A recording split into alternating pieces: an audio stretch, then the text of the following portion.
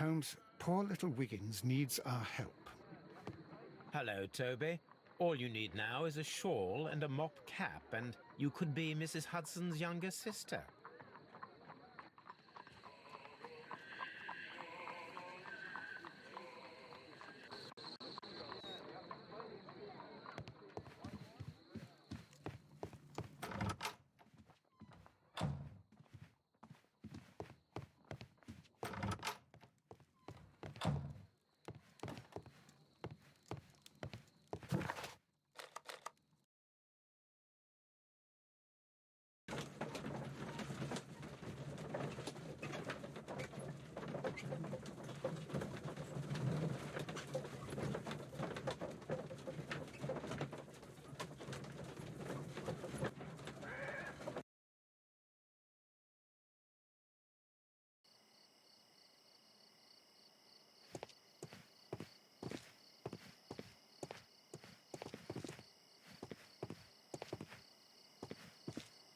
Locked.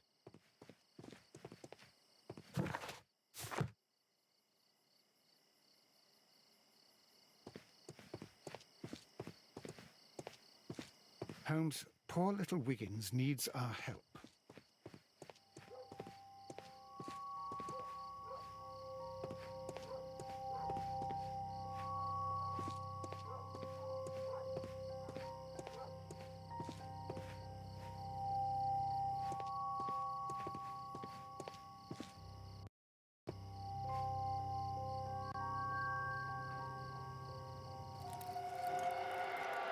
Please, gentlemen, leave the scene now. Oh, Mr. Holmes, is that you? Good evening, Constable... Constable Marrow. I was here with Inspector Aberline during the Ripper case, Mr. Holmes, back in '88. But then this is nothing like that case. With this one, we've got the murderer, the weapon, and the statements, which speak for themselves. Of course, Marrow. But you know that appearances can sometimes be deceiving. Who were the victims? The two men here, both shot. The stud fellow was Brian Vercotti, a well-known ruffian. The other, Kenneth Butler, a jeweller by trade. You spoke of statements. You have witnesses? Well, I was there, so I gave my own statement. And then there were two other witnesses who said they saw the killer Chapman. Mr. Turner, a gentleman who lives in that flat over there. And Polly Powell, a flower seller, who was over at the far side of the street. So, Constable Marrow, I should be delighted to hear your testimony. I was standing at the north side of Half Moon Street. That was the side that you came from. But you would have been unable to observe this part of the street, where we are standing now. That is correct. But I saw the two victims slowly enter Half Moon Street, and then shortly after, the fireworks started. A few minutes after that, the fellow Chapman rushed towards me and ran into Half Moon Street. Please continue. I didn't pay attention, but suddenly I heard a woman's cries and police whistles on the other side of Half Moon Street. I rushed over there and I saw the two dead bodies on the ground. When I reached Whitechapel Street, I saw Leighton Chapman. He'd been caught by two police constables. Did you hear the shots? I didn't hear any shots. The fireworks were all over the sky. They were so loud I couldn't hear anything else. What were the fireworks in honor of, Constable? Well, today's Queen Victoria's birthday, Mr. Holmes. Yes, I appear to have lost track of the days. It is May now, of course. Constable Marrow, what else caught your attention while you were running through Half Moon Street? I saw nothing but rats, and I took the time to light every corner with my lamp. Did you happen to look up at Mr. Turner's window when you were on Half Moon Street at that time? Yes, I saw that the window was open, but no one was there. It was dark in the room. Constable, your statements have been of great value to me.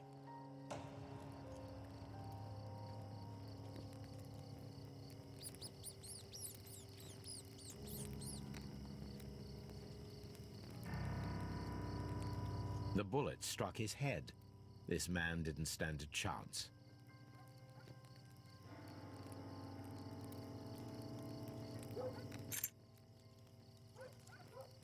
This is an ordinary key.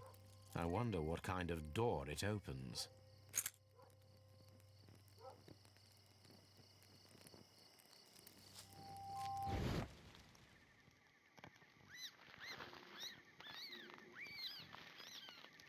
A piece of wood that has stuck between the cobblestones. Let us take a closer look.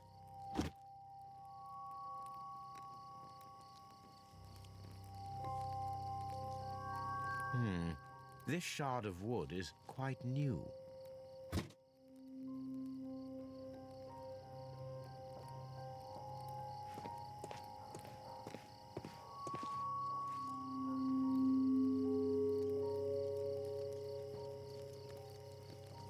He tried to stop the bleeding with his hand. Death was not instant.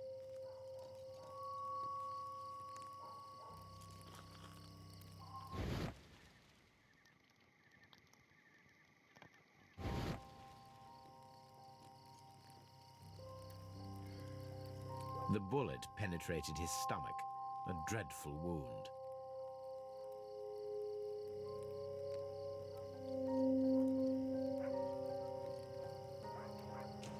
A tattoo from Westgate Prison. Vercotti must have done some time there.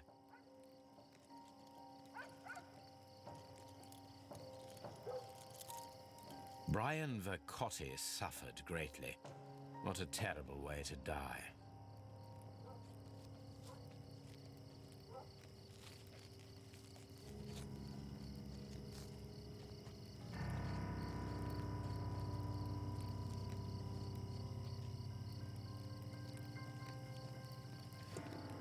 A fairly long pole with a forked end.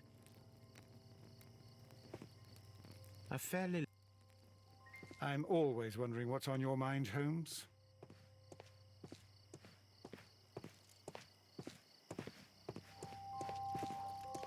It would be my pleasure to assist you with your investigation, Mr. Holmes.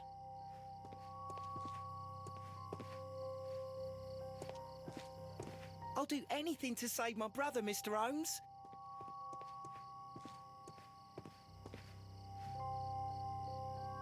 Good evening, Mr. Turner. I heard Constable Marrow reply to you as Mr. Holmes. Are you that detective gentleman? I've heard of you. And well, I know things about this evening. Excellent. Might we hear your story?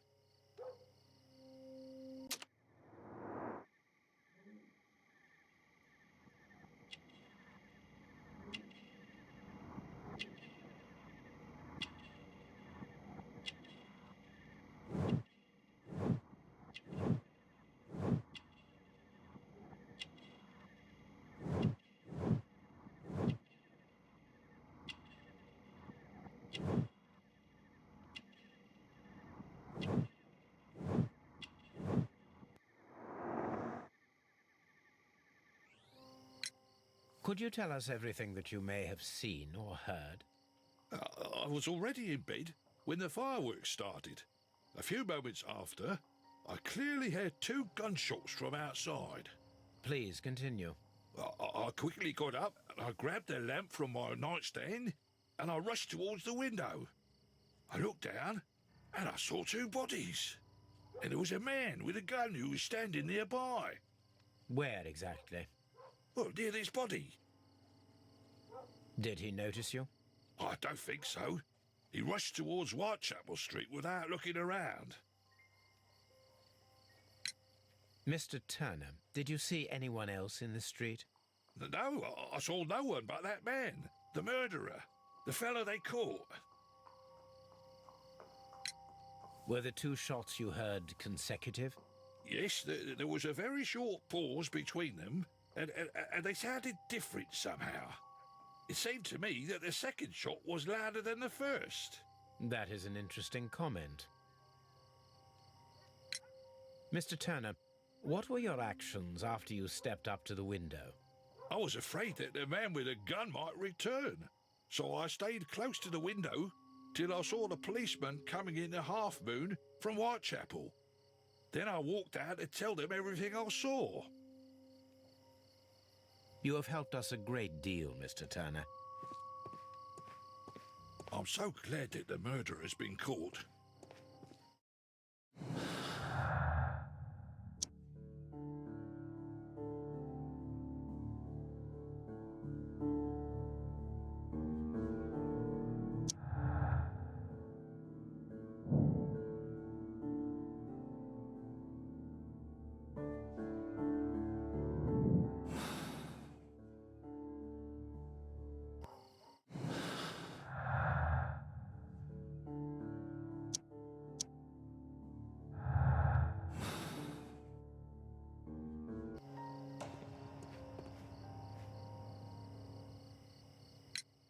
Mr. Turner, you have stated that you remained close by your window after the crime. Is that correct? Oh, yes, Mr. Holmes. I stayed at my window until the policeman arrived to examine the dead bodies.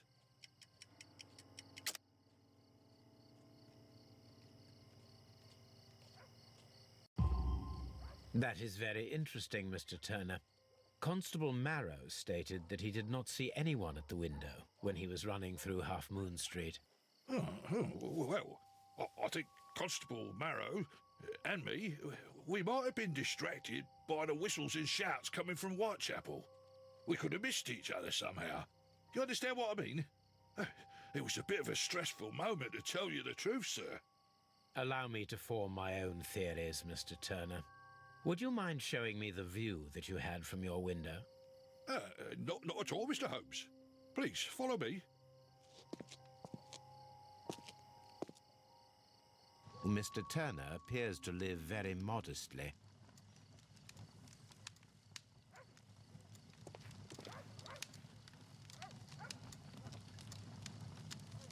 This fire is dying out.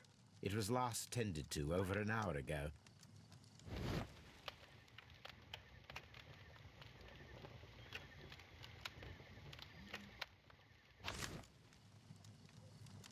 The papers are almost entirely burned. I am unable to see what's written here. These words are illegible. The papers were thrown into the fire just a short while ago.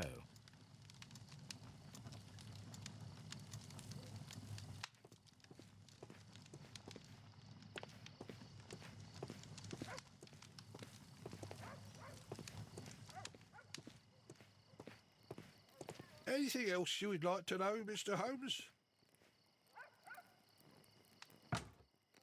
So, that's the view Mr. Turner had when he opened the window. The dead body of Kenneth Butler. Brian Vercotti's contorted corpse. Mr. Turner had a perfect view of the crime scene. He saw the bodies clearly, and Leighton Chapman standing over them.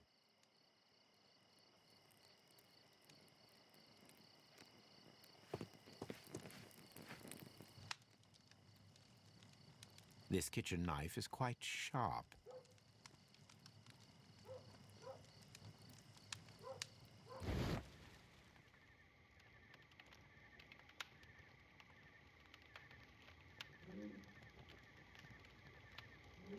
There are pieces of shredded paper scattered over the table.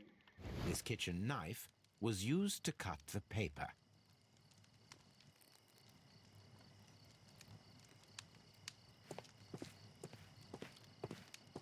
Anything else you would like to know, Mr. Holmes? Mr. Turner was roused from his bed by the sound of gunshots.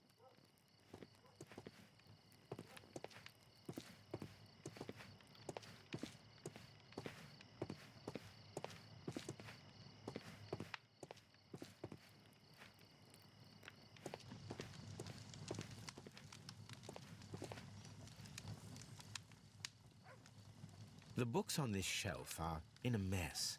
It looks as though Mr. Turner was trying to find something in a hurry here a short while ago.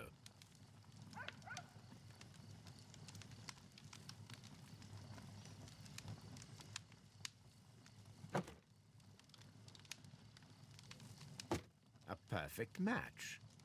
So, Mr. Turner broke his stick when it became stuck between the cobblestones. He did not mention that he was so near to the victims.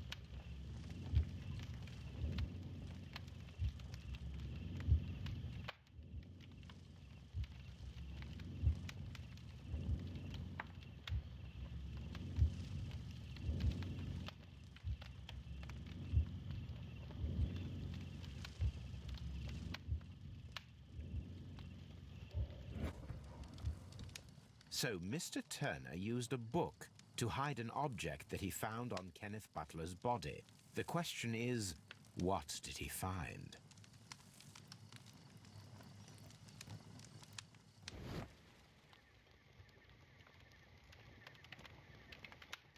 I can see prints from greasy fingers upon the cover of this book. Let us take a closer look. Well now, what a find! A precious jewel, concealed inside a book.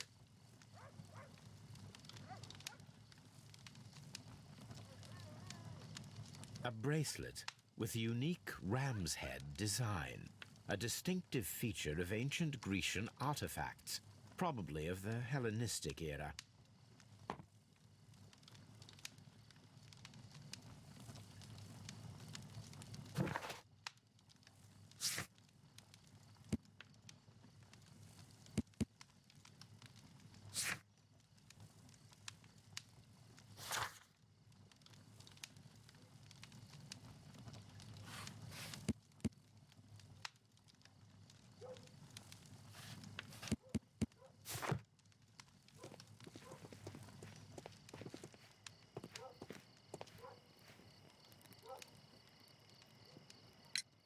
Mr. Turner, how would it be possible for a man of advanced years, such as yourself, to rush from his bed to the window in a matter of seconds, as you have stated? Well, I'm able to move very quickly, despite my age. And when the situation requires it, Mr. Holmes. I highly doubt that, Mr. Turner. I observe that you suffer a severe limp due to your injured right leg. It would have taken at least 10 seconds for you to approach the window. That means you could have easily missed something or someone in Half Moon Street during that time. You're right, Mr. Holmes. I could have missed something. But it did seem to me that everything happened so quickly. Time can pull tricks on you. And what of everything else that you told us? Mr. Turner, it is vital that we have your complete and true statement. Mr. Holmes, I do assure you that the other things I said were most sincere. Mr. Turner, you were not sincere with me. Not then and not now. But Mr. Holmes... This, Mr. Turner, does not look like anything that a poor man might possess. It is worth more than the home that you live in. I can explain. No, merely correct me if I am wrong. You saw Leighton Chapman through the window. But you also noticed a glittering object on the ground, this precious jewel. You walked down and took the bracelet from the body of Kenneth Butler, and when you heard the whistles, you hurried away. That broke your walking stick. It caught fast between the cobbles. Constable Marrow was unable to see you in the window as you were climbing up the stairs on your way back to your flat. Upon returning home, you hid the precious jewel inside a book.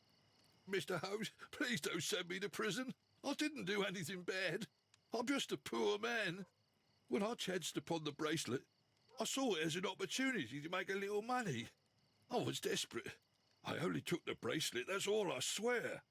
You made a mistake by lying to me. But you are not a criminal. I believe that. Although I must return this bracelet to its rightful owner.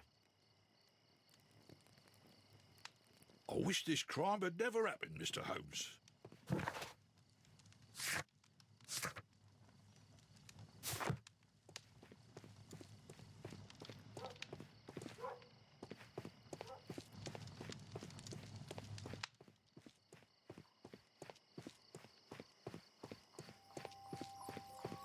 It would be my pleasure to assist you with your investigation, Mr. Holmes.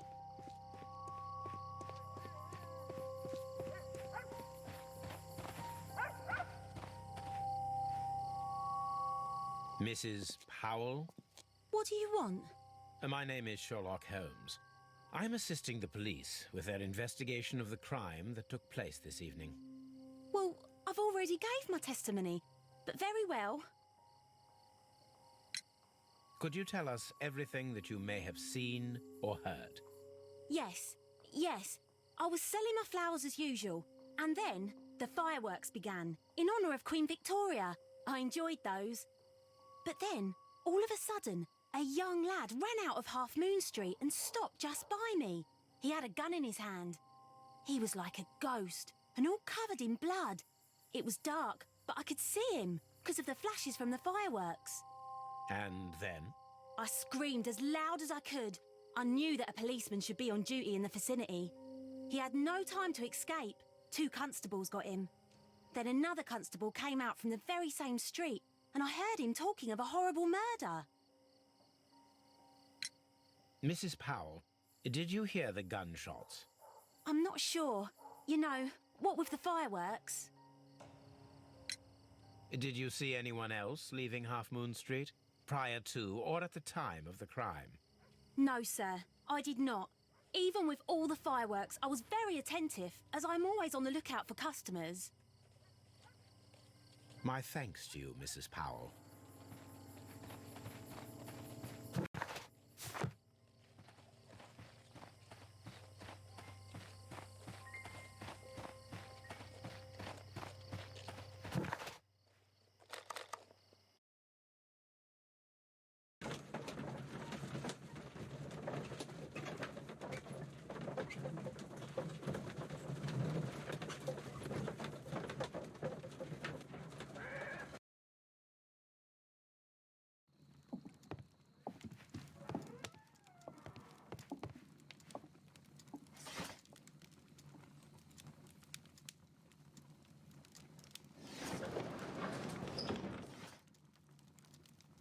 That is not the one I...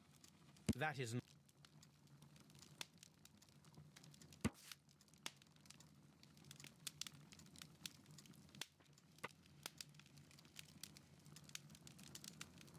Here it is.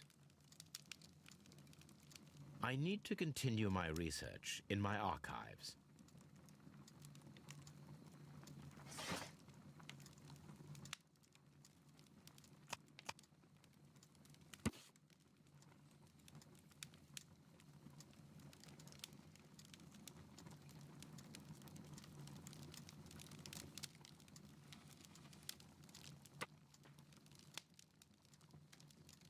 Here it is.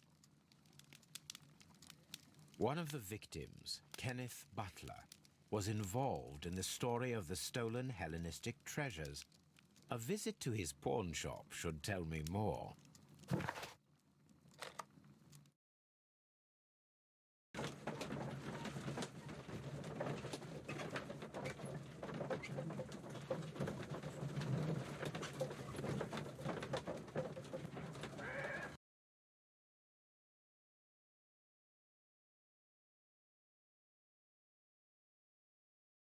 Mr. Holmes, whatever brings you here so late at night? I'm interested in the case of young Leighton Chapman. He was arrested earlier this evening and accused of a double murder. I beg your pardon? That case is quite clear to the police. Or are there any new facts that we don't know about? Who knows, Inspector? Look, you are free to investigate, of course, Mr. Holmes. Chapman was arrested with a revolver in his possession, which you can find in the evidence room. The suspect himself is in custody. Did you find anything else on his person? A few personal belongings. Nothing particular, Mr. Holmes. Thank you, Lestrade. Mr. Holmes, what is the trouble with that lad? Isn't he guilty?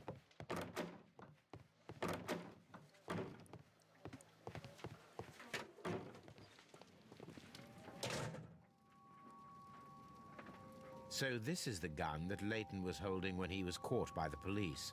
It is a Webley revolver, a reliable weapon.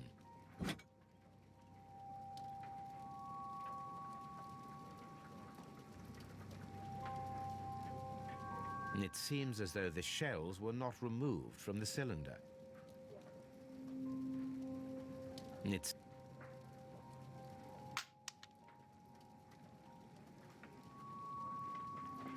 two out of the 6 shells have been fired. There were 2 shots.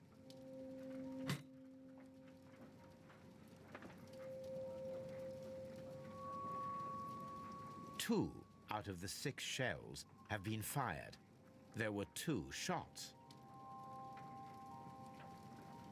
A cheap watch, bought with his own money, no doubt. These cigarettes are filled with cheap tobacco. Nothing interesting.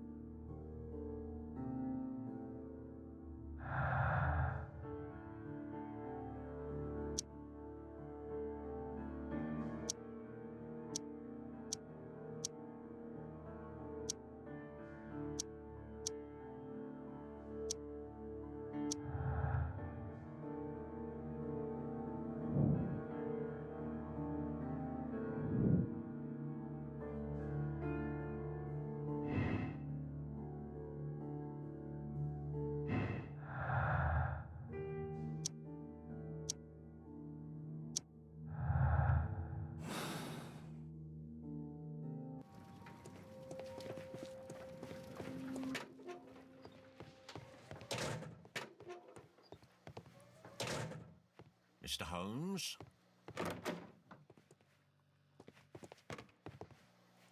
Please escort this suspect for interrogation. Good evening, Mr. Chapman. Who are you? I've got nothing to say. It's all a mistake. Calm down, Leighton. I have come here to help you. To find out if you truly are innocent, as your younger brother Wiggins has told me. My brother? You know him? Then that means you're... Sherlock Holmes. Oh, blimey. All right, Mr. Holmes. I'll tell you everything.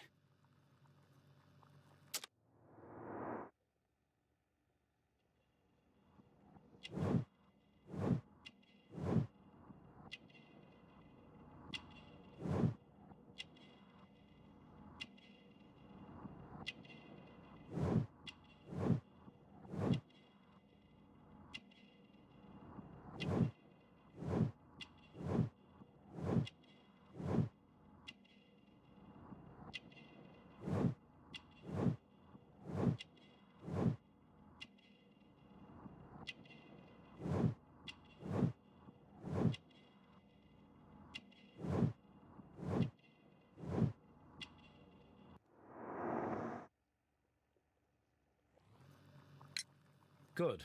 Tell me your account of what happened. I left my work, and I hurried up to see the fireworks in Whitechapel. I was late, so I decided to cut through Half Moon Street. I saw the first fireworks light up in the sky. I bumped into a constable on a corner before entering Half Moon. Then suddenly, what with all the firework flare, I saw two men. They were both lying flat in the middle of the street. I stopped where I was. I thought about turning back to the police, but as I was thinking of that, I saw a third person. He was leaning over the body that was furthest from me. The second I saw him, he raised his head, and he stared at me. In a flash, I saw his gun, but he made a dash for it instead, and he escaped through Whitechapel Street. So you might still have had time to return to the constable. I panicked. I didn't know what to do. Anyway, I approached the bodies just to see if they were still alive. I saw that one had blood pumping out of his stomach. He was dying. It was horrible. The second one was already dead. He had a hole in his head. He was holding a gun in his hand, though. I took it, and then I followed the third man. Interesting. Pray, continue. I turned a corner, and I saw the man standing in the middle of the street. He seemed to be in some sort of panic. And then, Mr. Holmes, something strange happened. I told the police and they laughed at what I said, but I swear to you, my words are true. I started running towards him. But then I was blinded by a flash. It was so bright that I hardly saw anything for a good dozen seconds. But I kept running forward. As I arrived in Whitechapel, I heard a woman screaming. And then I was caught by the police. But there wasn't a trace of that man. Of course, then they found a gun and all that blood. I couldn't see the murderer escaping and all that mess. Perhaps I was still half-blinded at that moment. A thrilling account, my young man. Leighton, are you able to describe the person whom you saw standing in Half Moon Street? Well, I wasn't able to see his face at all. It was too dark, and he was too far away. I could see his silhouette. And what about that? Nothing so special. He was wearing a jacket. He was quite average in size and his weight. I see. Was there anything else that struck you at the time? No. But perhaps it's strange, but I can't remember the sound of his footsteps as he was running away. Perhaps it was because of the fireworks or the surprise of me seeing him. Leighton, I confess I am puzzled. Why should a young lad like you take a gun from the hands of a dead man and set off in pursuit of a probable killer? I know. I keep wondering that, but at the time it was like a reflex. A criminal ought to be arrested, and he was armed. You were willing to risk your life. That was a little foolish, unless you wanted revenge. No, Mr. Holmes. I was just being brave and stupid.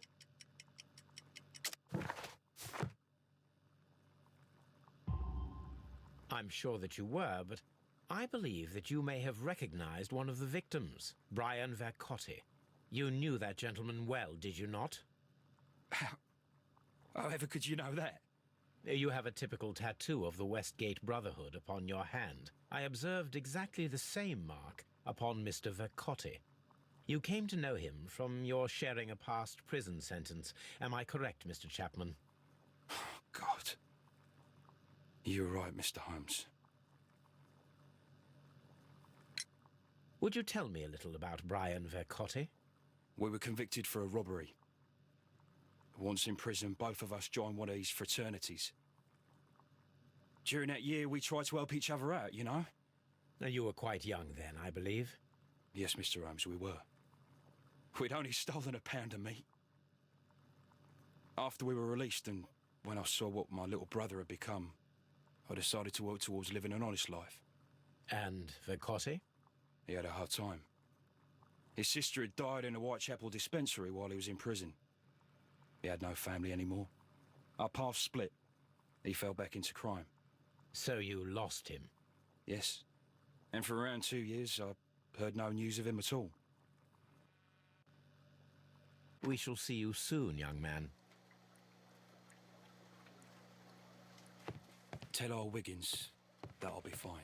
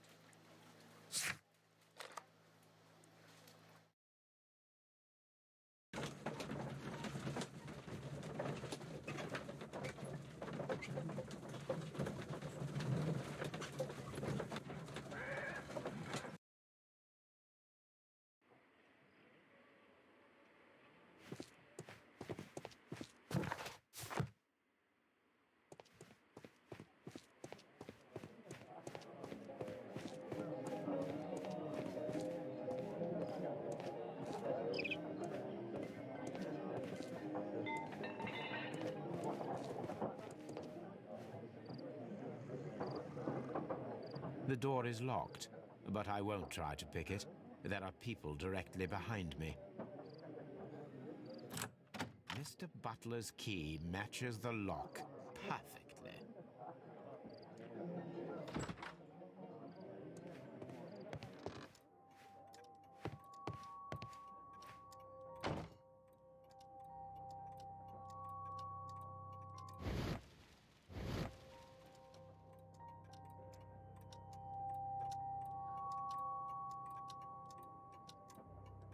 Crampons and a sharp ice axe would only be brought here by a mountaineer.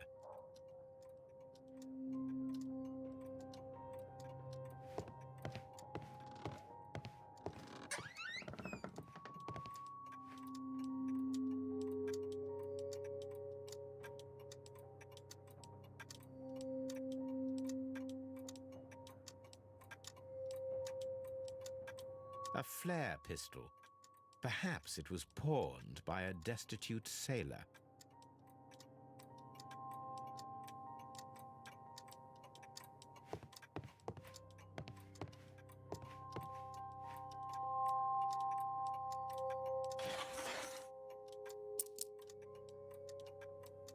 The ram's heads.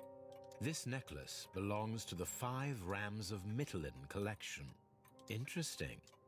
That means that Kenneth Butler owned a part of this collection all this time, 10 years after the theft.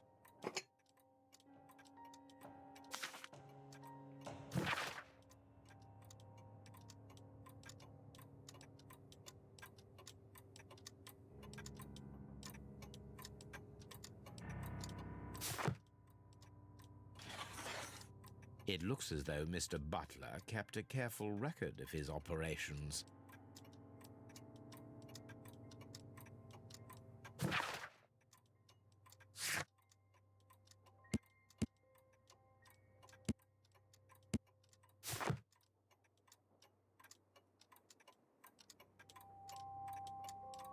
It looks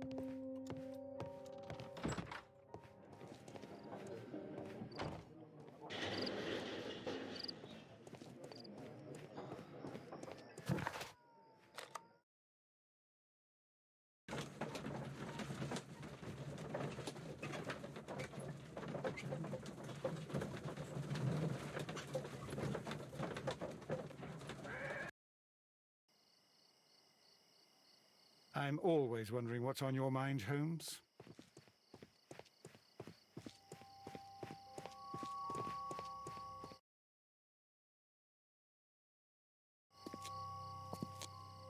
What's up with you, lad? What are you waiting for? I'm waiting for my brother to be released. Your brother? The one that you caught, beat up and imprisoned. Ah, the murderer. He ain't killed no one, copper. Watch your mouth, lad, else you'll be joining that worthless brother of yours.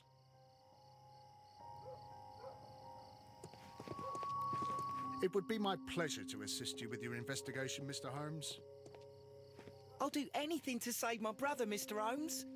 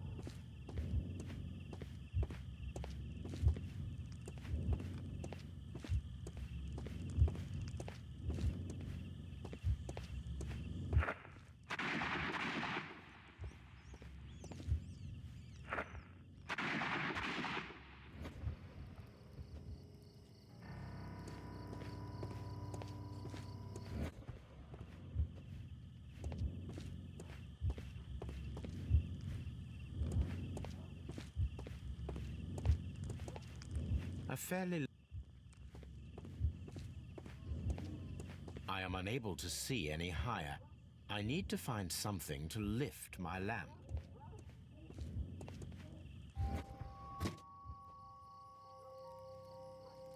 This should be useful.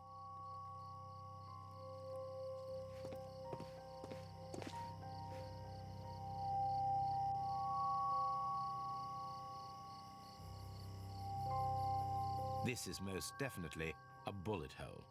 The brick cracks are fresh. Watson, there was a third shot fired in this street.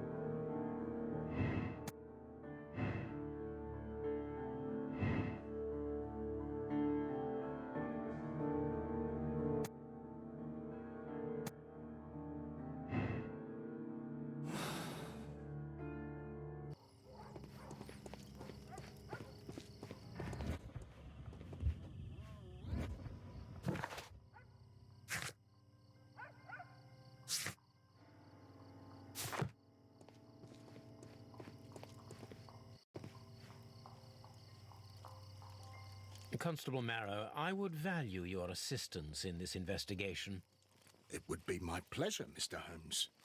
I would like to make sure that there are no places in Half Moon Street where a man could hide while you were running through it with your lamp. All right, Mr. Holmes, what should I do?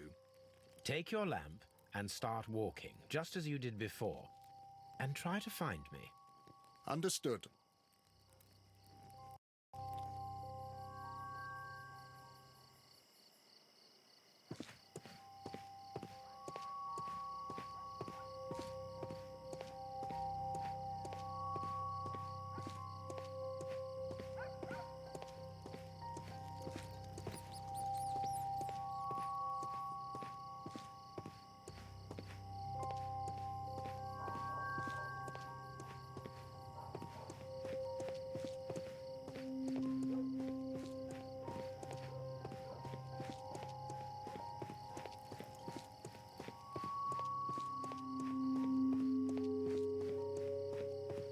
No, this is not how I walked at the time of the crime. I was more attentive. Let's start over again.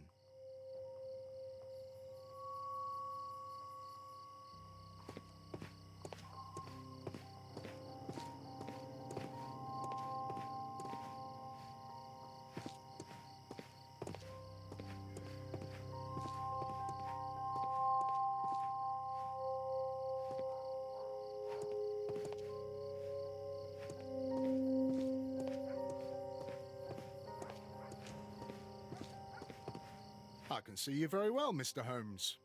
All right, Constable. Let's try again. I'll find another place to hide.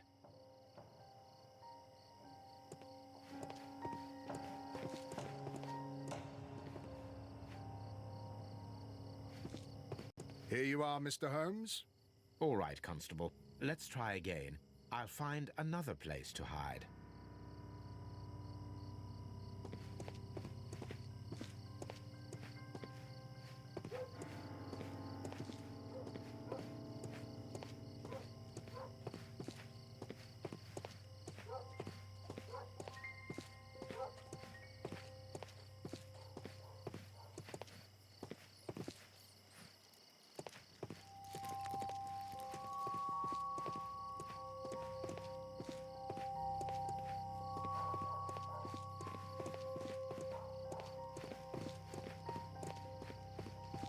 No, this is not how I walked at the time of the crime. I was more attentive. Let's start over again.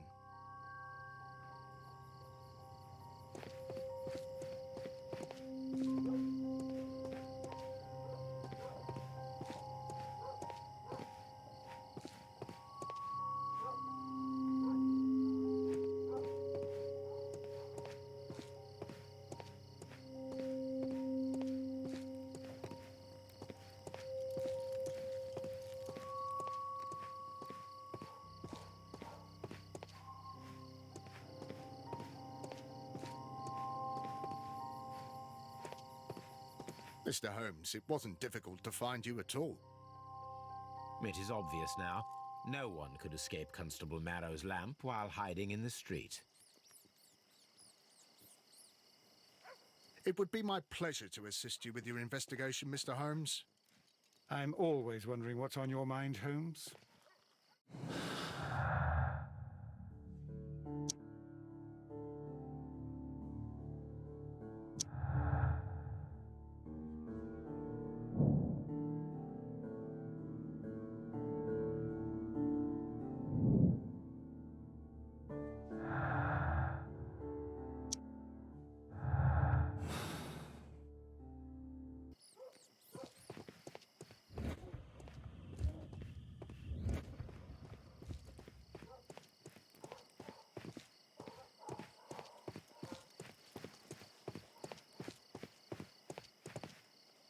Mr. Holmes, did you see my brother at school? I'm always wondering what's on your mind, Holmes.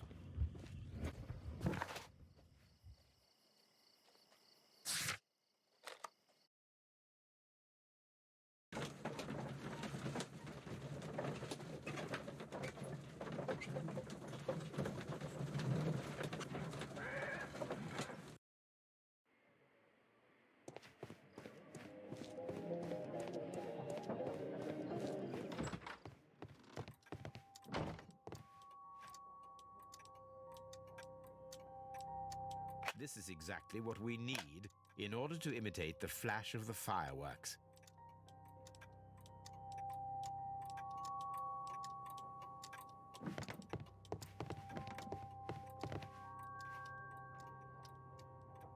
These tools are exactly what I need to climb the wall.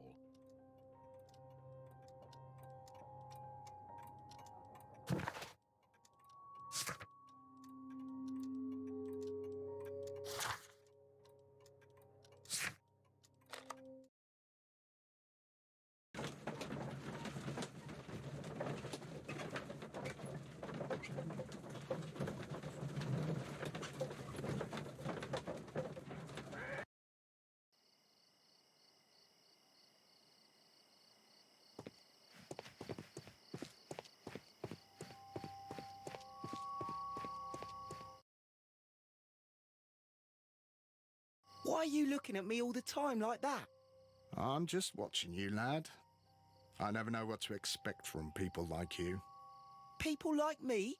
Yes, street beggars and thieves. I ain't a thief. Oh, no? Then where did you get whatever it is that you're gnawing on? I very much doubt that you bought it. What ain't seen can't hardly be stolen.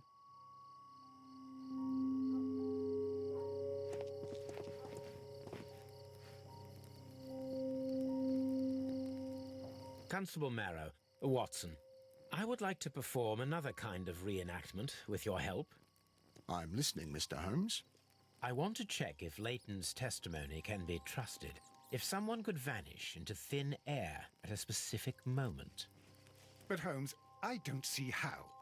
I am going to be the mysterious gentleman whom Leighton followed. I will stand exactly where he saw him before he was blinded by the flash. Watson, you will be Leighton. When I fire the signal flare, you should start to chase me. I understand, Holmes. You, Constable Marrow, just play your part and do exactly as you did. Just, please, wait 5 seconds after the signal flare.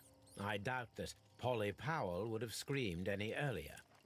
As you say, Mr. Holmes. Let us begin then. Catch me if you can.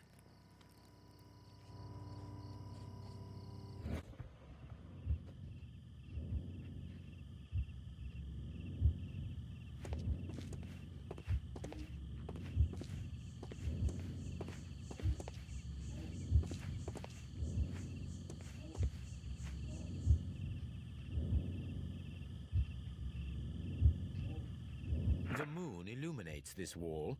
Anyone trying to climb it would be easily spotted by Constable Marrow.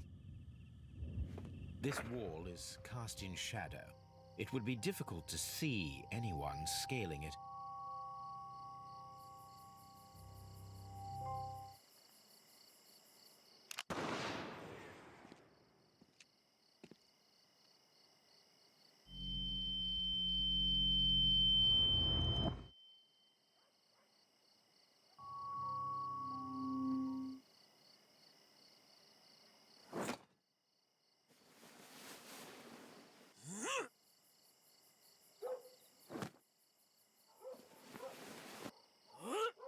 I can barely see anything.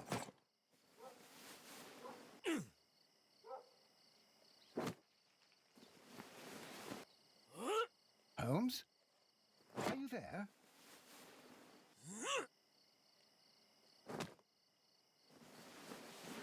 Where is he? My God, a man can't just disappear like that.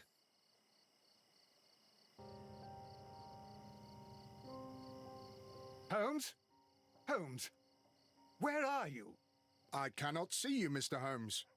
Dr. Watson, it seems that Mr. Holmes has disappeared. Don't worry, gentlemen, I am up here, above your heads. How on earth did you get up there, Holmes? I am using crampons and a climbing axe, although the person we are looking for did not leave any traces of such tools. Constable, is there any way to get to the top of this building? Yes, Mr. Holmes, I can show you. The door to the building can be found from Whitechapel Street. Gentlemen, I am on my way down.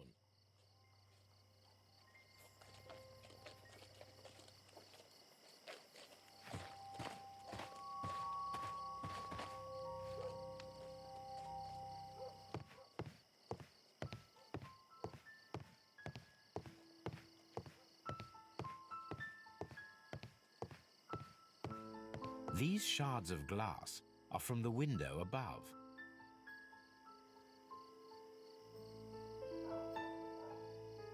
Someone broke through the window to get inside the attic, but in his haste he ripped his jacket.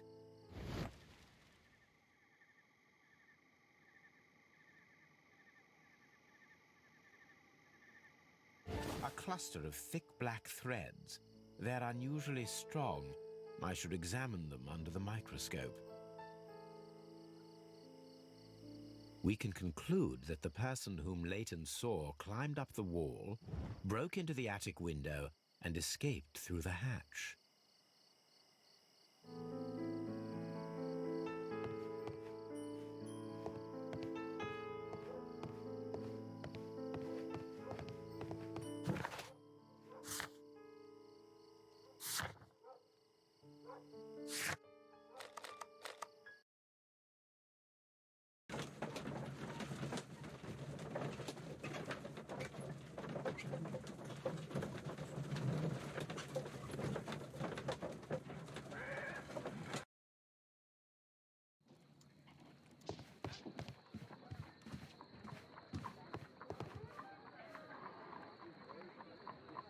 Let us take a closer look.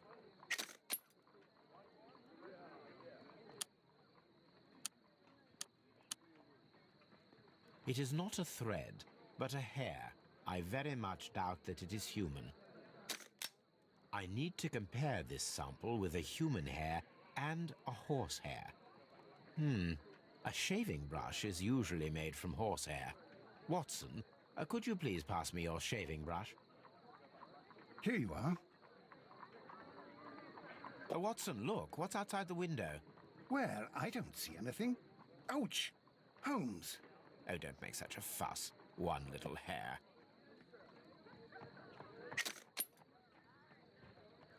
Human hair is significantly thinner than the black sample.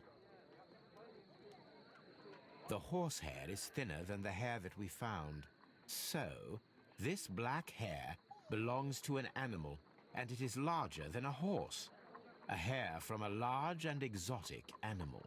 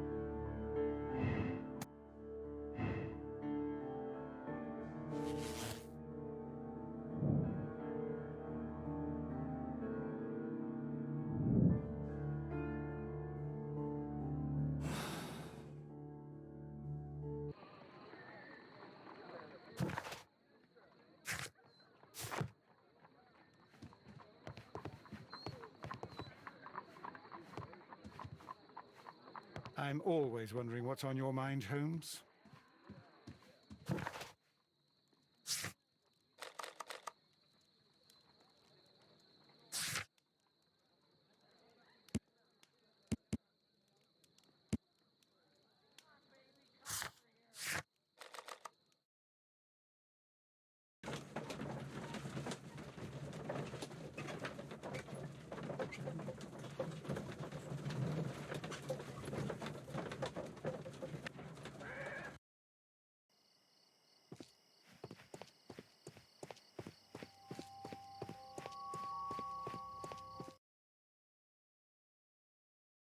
Wiggins, my lad, what are you doing here? You'd best be leaving and be quick about it. I've done nothing wrong. You'd learn more by watching Mr. Holmes. He knows exactly what he's doing. Not like you. Oi, watch your tongue.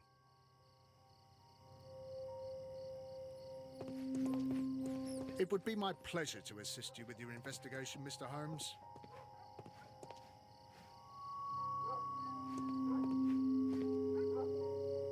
Mr. Holmes? We have good news for you, Wiggins. The investigation has proven very interesting so far.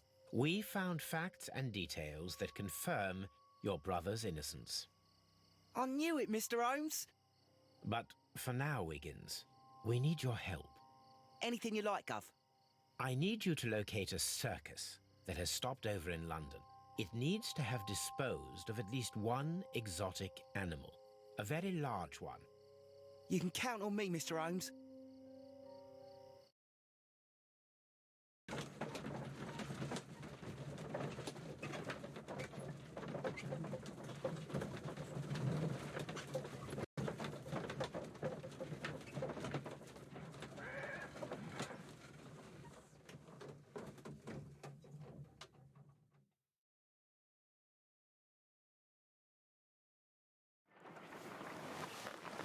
I do hope that those children don't get into trouble, Holmes.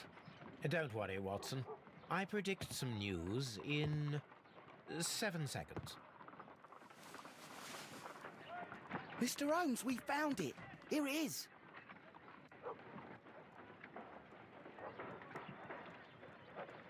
And this is a young Indian elephant, the highlight of the show.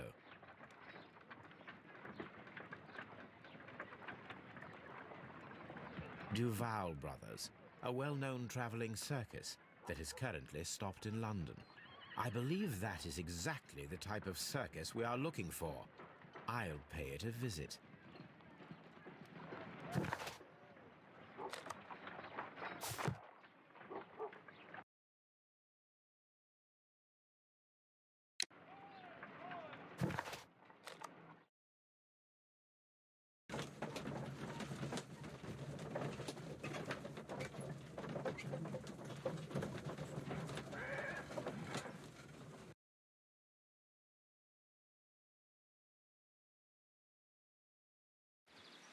Aye, you! Stop right there. Good morning, sir. Pardon me, but why am I not allowed to walk around here? Because it's private. Well, I only wanted to meet the artistes. Hmm? You're wanting to apply for... Nah, you don't look like the type of, artistic lockpicker that we're looking for. You might be surprised. What? Nah, I don't think so. Clear off. You're a bit slow to catch on, eh? Get lost. You're a bit slow to catch on, eh? Get lost.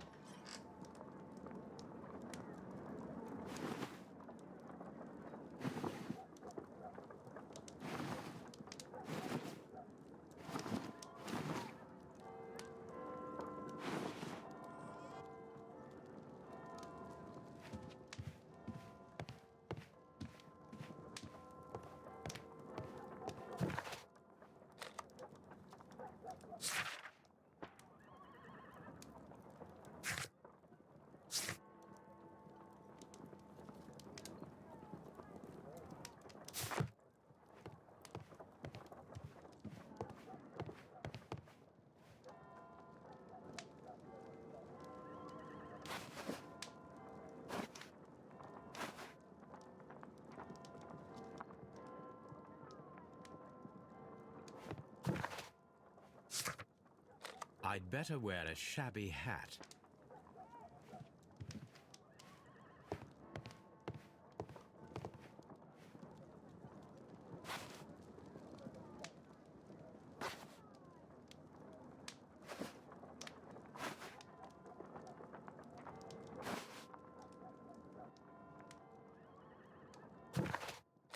I'd better wear a shabby hat.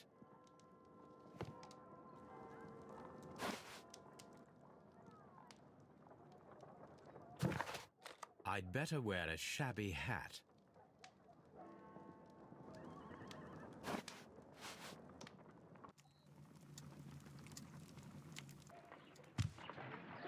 Stay where you are. What are you doing here, and where is Sherlock Holmes? Calm down, Watson. Take deep breaths now. It's me. Oh, thank God, Holmes. I can't get used to your disguises. Thank you, Watson. That means I am ready to go.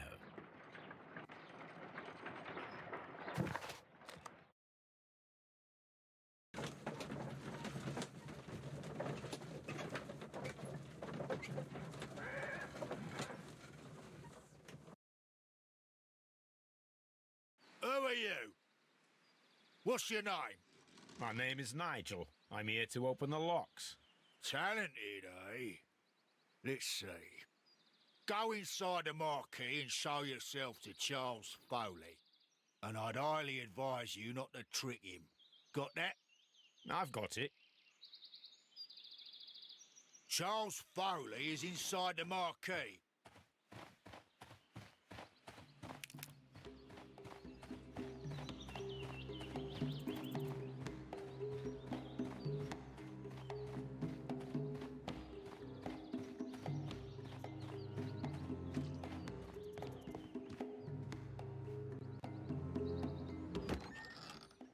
So, everything is here, just as you asked. And what about the money? Some of the barrels are wet.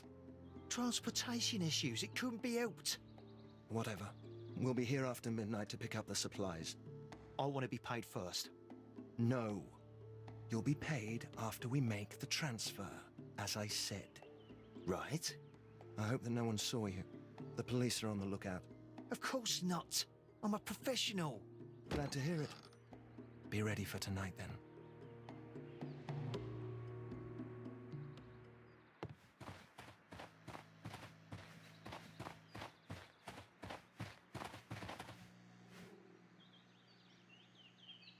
This printing press is old, but still quite capable of printing hundreds of pages per day. There are enough posters to paste across half of London's walls.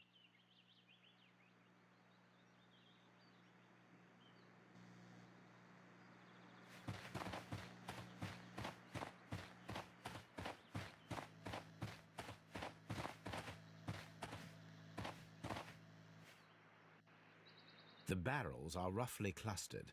It seems as though they were brought here in a hurry.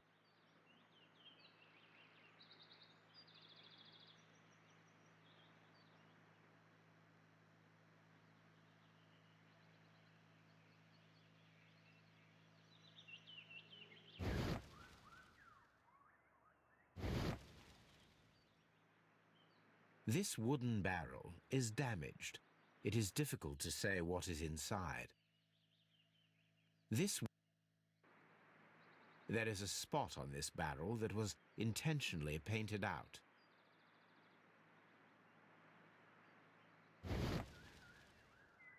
The crest of the Honourable Artillery Company. Could it be gunpowder? I need to be sure.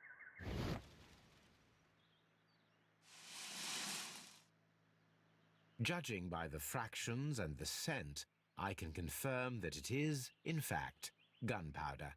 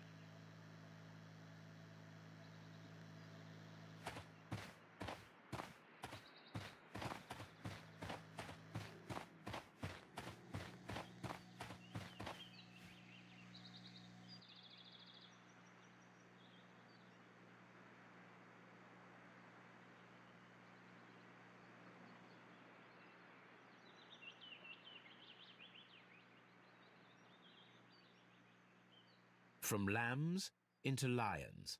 Those are words of encouragement and defiance. That's a picture of a contemporary gentleman wearing a Robin Hood hat. Interesting. This poster was clearly made to fire up rebellion amongst the people.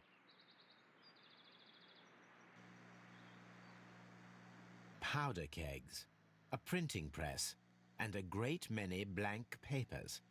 All of this was stolen by the Merry Men quite recently. And these poster samples. I am quite sure it is not a coincidence. The Merry Men are planning some sort of sabotage.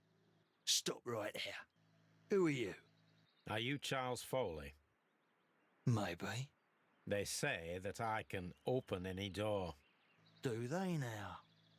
We'll see that lock near the chains on the table over there. Open that.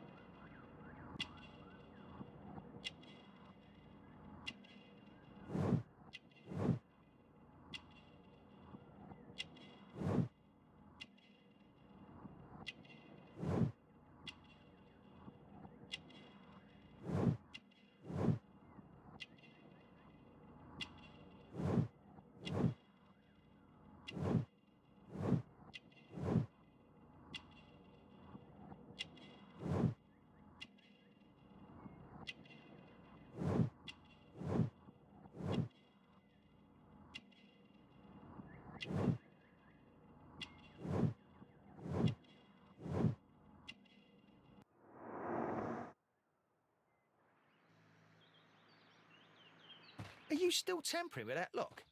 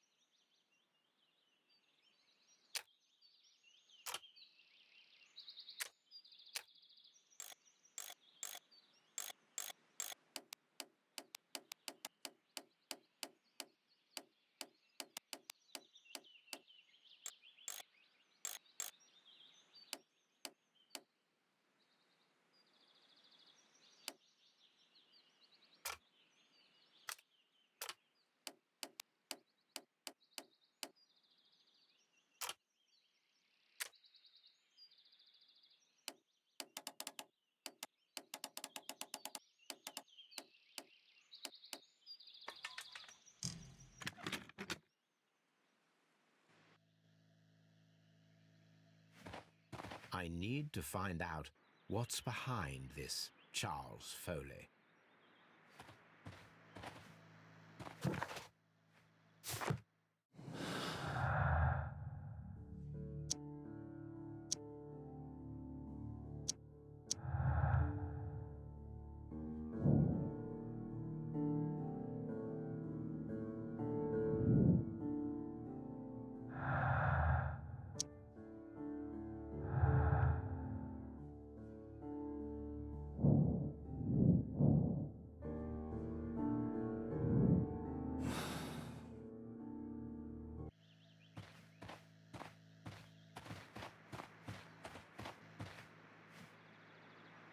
Ah, well, they're right.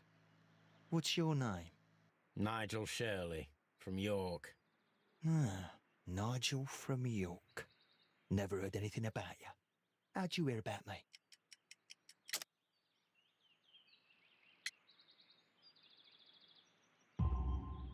It's a long story. I met your brother, Vincent the Butcher Foley, in prison. He told me all about his betrayal and all about you.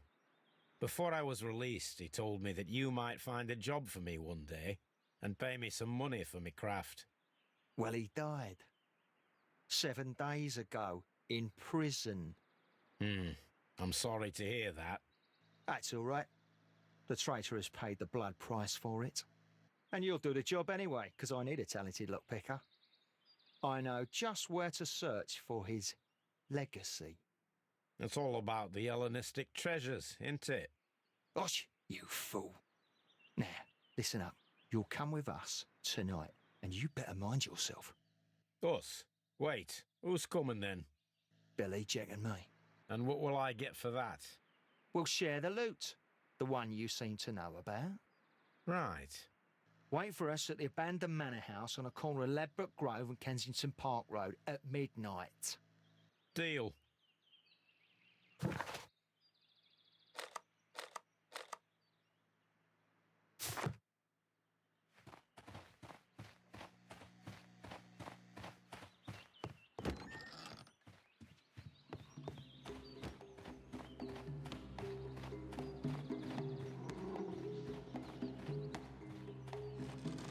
Charles Foley is inside the marquee.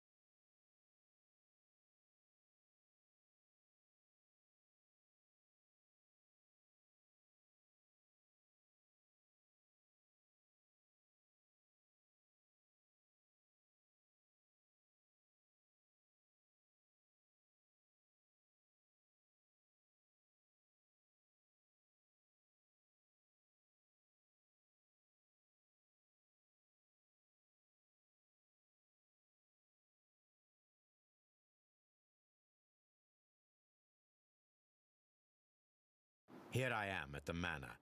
Somewhere inside it are the Hellenistic treasures.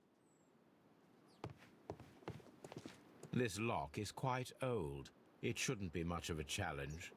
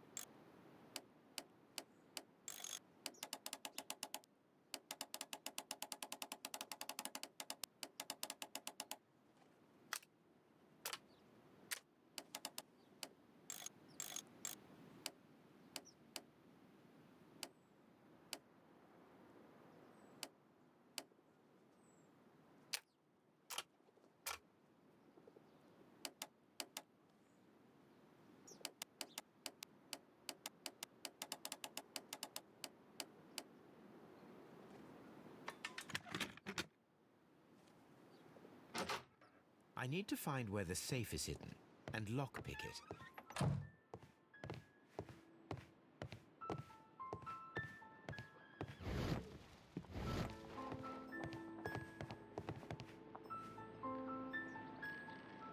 This cupboard is an absolute mess.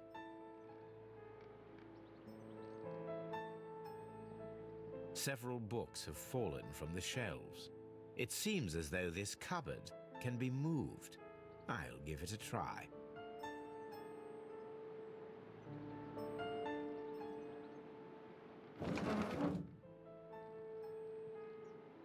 So, that's the lock I must open tonight.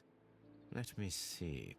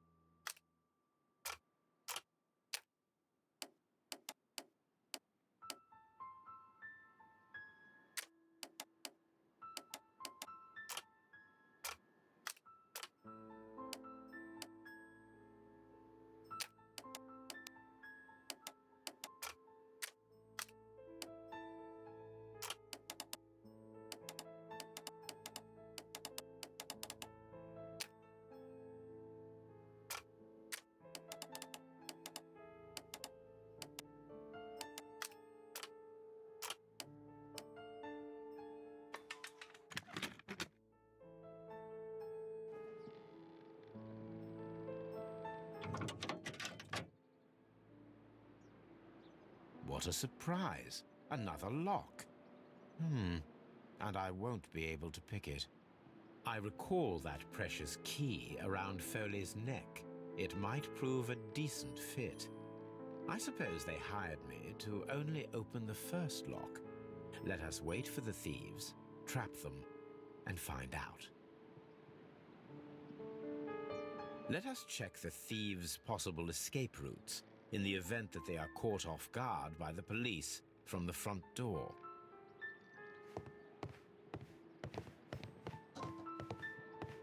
This door is a perfect means of escape in an emergency.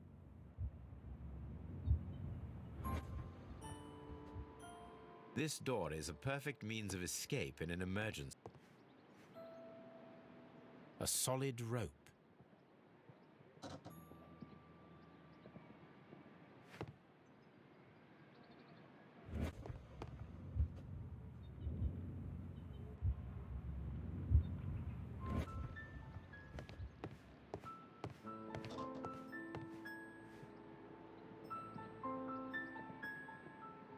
This chair is very solid and well made.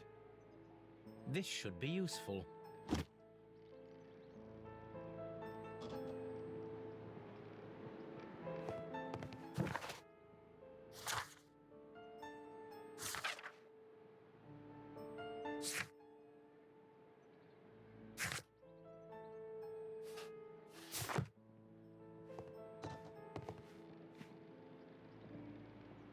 This door leads to a kitchen, which holds the shortest route to the back door. The door is now blocked. The door is now blocked.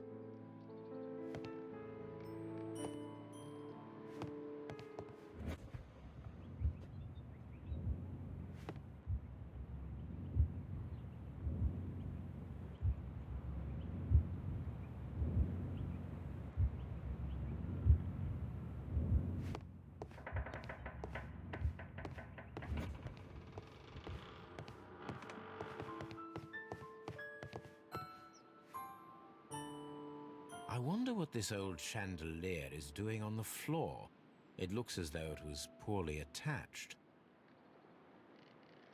I suppose that the thieves already tried to open the lock with this formidable hammer, but they were unsuccessful.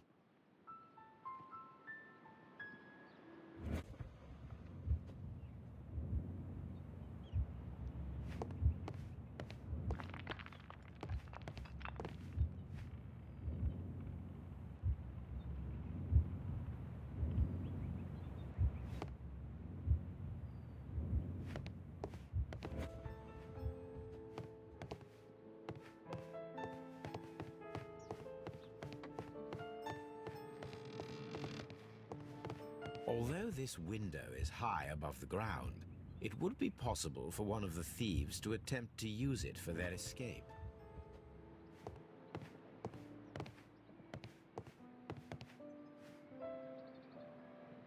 A simple but rather attractive bead necklace. This should be useful.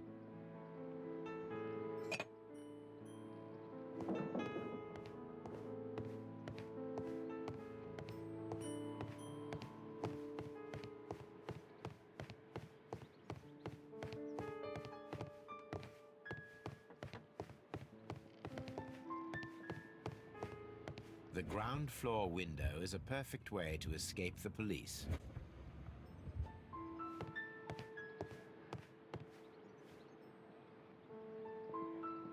This hatch leads to a cellar.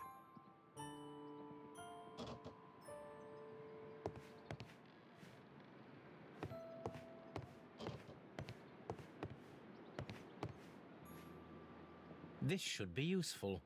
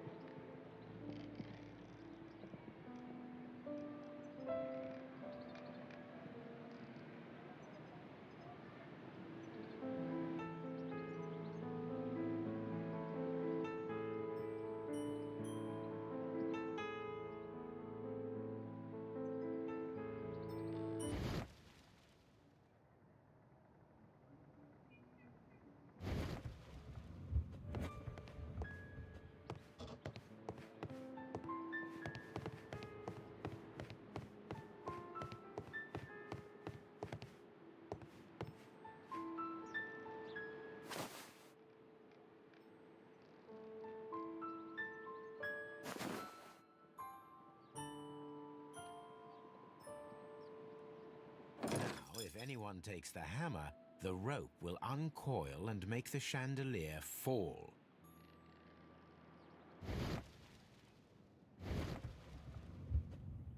If he runs through the dining room and takes a sledgehammer to force open the door, the chandelier will knock him down.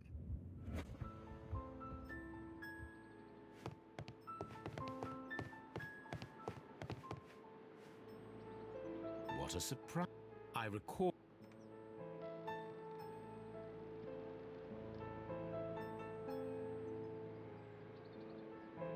Oh, that's a lovely old carpet.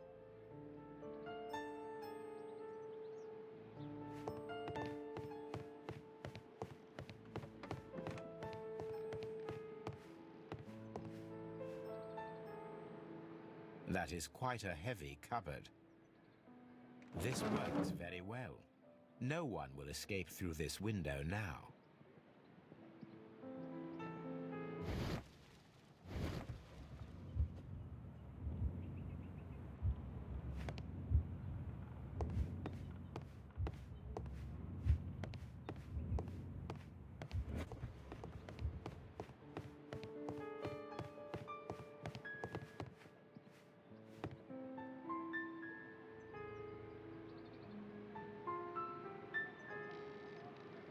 This is the perfect place to set a trap. One step on these beads, and our thief will go flying. I should walk carefully here, else my plan will be ruined.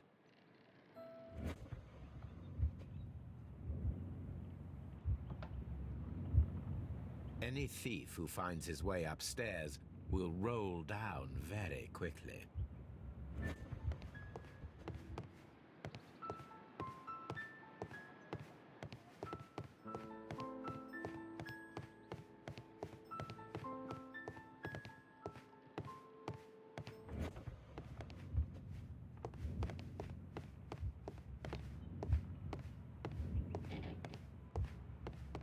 This door is a perfect means of escape in an emergency.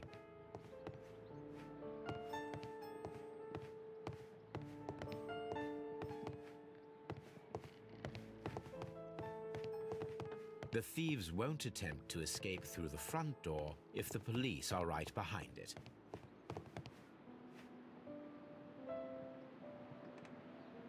These are the marks of ineffectual lock-picking attempts.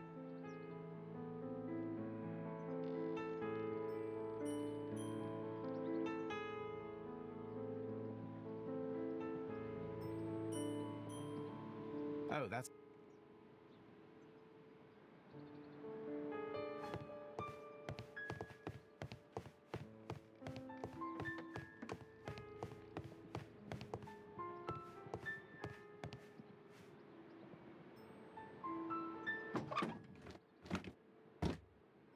There is no ladder. If anyone falls here, he will need assistance to get out.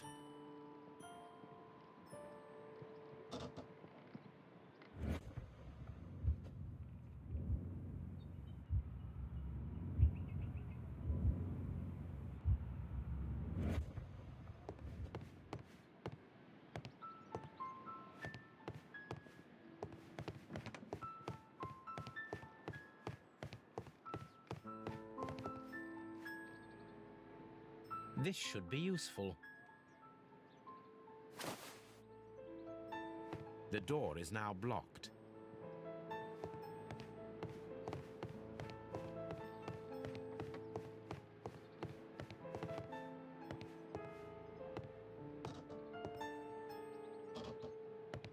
Now, it's not an open hatch, just a nice carpet on the floor. I should walk carefully here, else my plan will be ruined.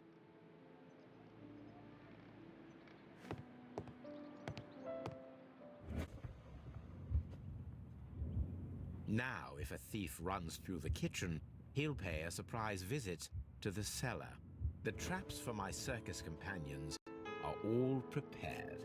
I can leave now, but I'll return later with Charles Foley and his companions.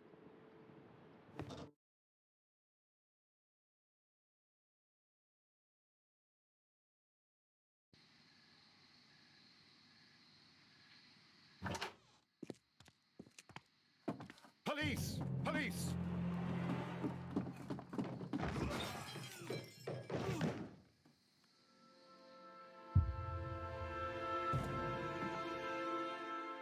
Stop where you are! Where are they? Trapped, Watson, with your assistance. How so?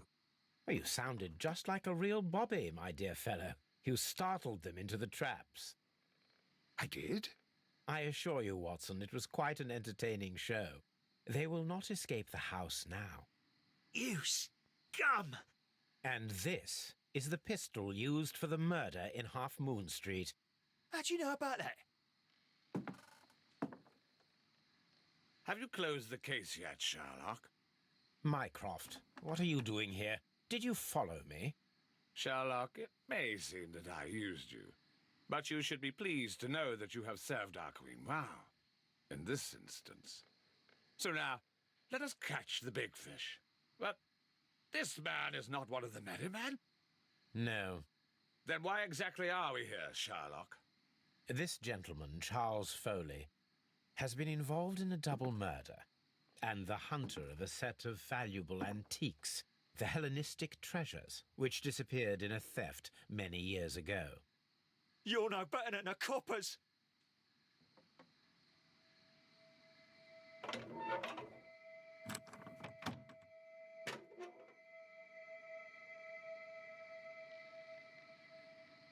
Holmes, that is incredible. The Hellenistic treasures. Indeed. Nothing but trifles. Where are the merry men? I don't know why you are asking me, Mycroft. They are yours to find. I'll see you soon, dear brother.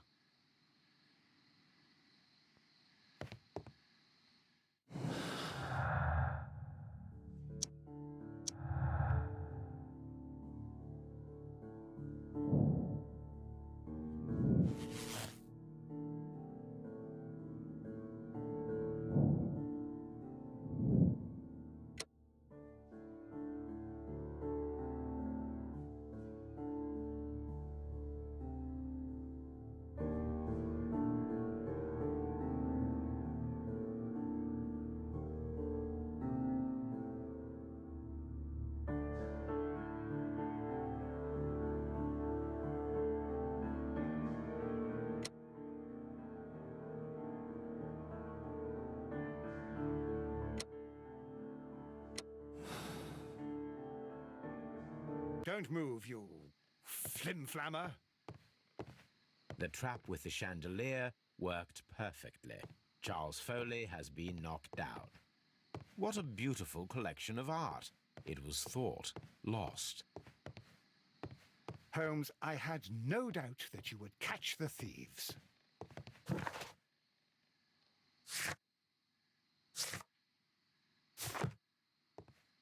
One of Foley's companions. He is unconscious.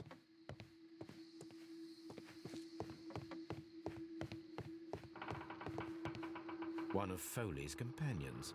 He is unconscious.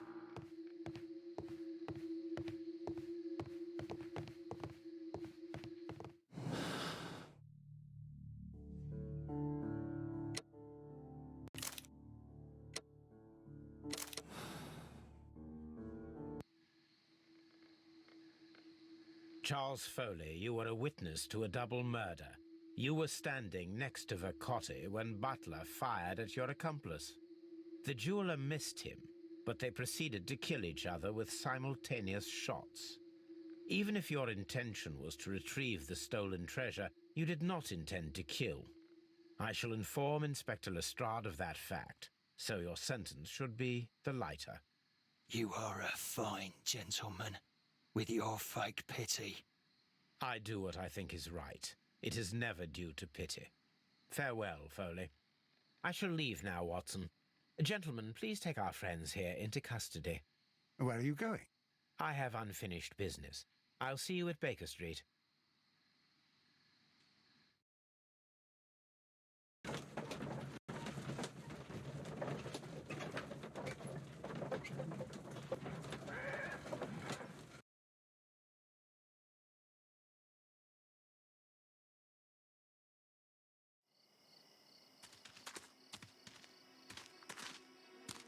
Be careful with the lamps. Don't bring them too close to the barrels. Good evening, gentlemen. Who's there? That is of no importance. What matters is who you are and the plans that you have here. So you can stop us from carrying them out? Eventually, yes.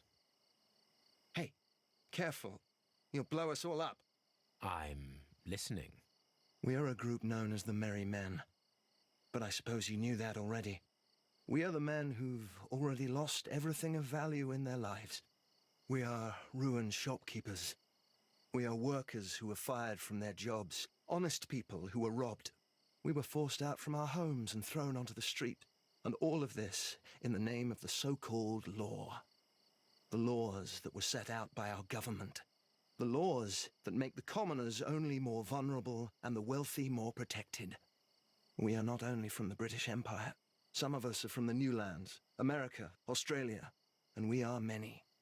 But men we are still, and we are merry for that we stopped being afraid. For those powers that be had done their best to plant the fear inside our souls, and we accepted it so easily. The fear advised us to keep our heads bowed. It prevented us from fighting. Bankers and politicians, they own our lives, our work, our bread, and they push us to compete between each other, just to see who may serve them better. But in the end, they are the few, so they are weak. They are nothing without their titles. We should not fear them. Our so-called masters should fear us instead. The time has come for our group to stand tall. Our great and many merry men. We are going to blow up the London Stock Exchange. No life shall be lost. But ownerships, debts, and property titles? They shall all be destroyed. They're only papers, after all. So many people will be freed over this night. That is a radical step to take. What result do you truly expect? Chaos. But soon people will understand that they are free, and that they don't belong to anyone. They will be able to work for themselves, together, without letting the rulers dictate what to do, and finally justice will arise. What you are intending to do is a crime. It is not justice. How do you see justice, then? Kids go to prison for a loaf of dry bread. And how many lords do you see punished for stealing from their people? Sending them to their deaths in mines or overseas to fight for land? Our masters wouldn't hear us. So now it's time to sing the song of the merry men. Will you let us do our duty?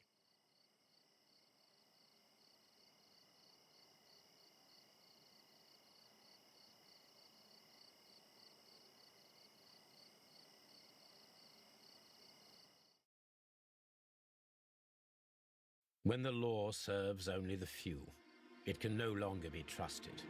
Every man is equal, and he has a right to choose his own way. I shall not stop you.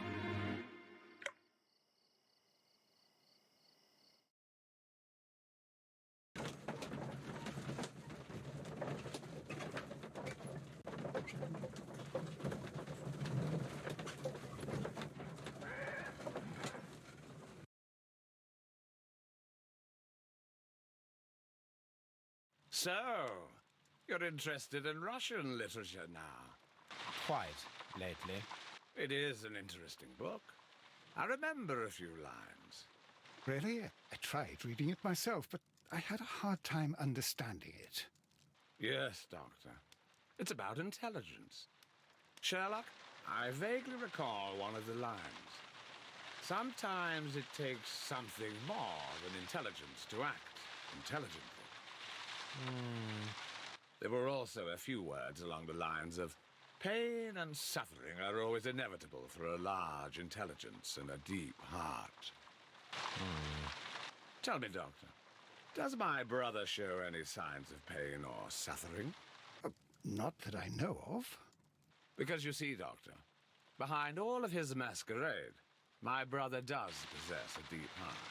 So deep that he does not recall where he places his love. Well, I'm sure that... His love and his duty that, in the first place, should be directed towards the Empire. For without it, we would be nothing. A country filled with uncivilized men. I should leave now. Sherlock, Dr. Watson.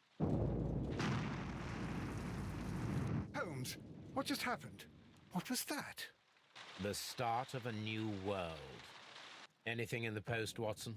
Any clients worthy of our attention? Only a second reminder from Mrs. Hudson about our new neighbour. She urges you to remove your... Oh, I don't care about that.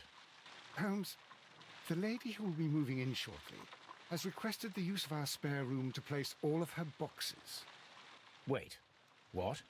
A lady?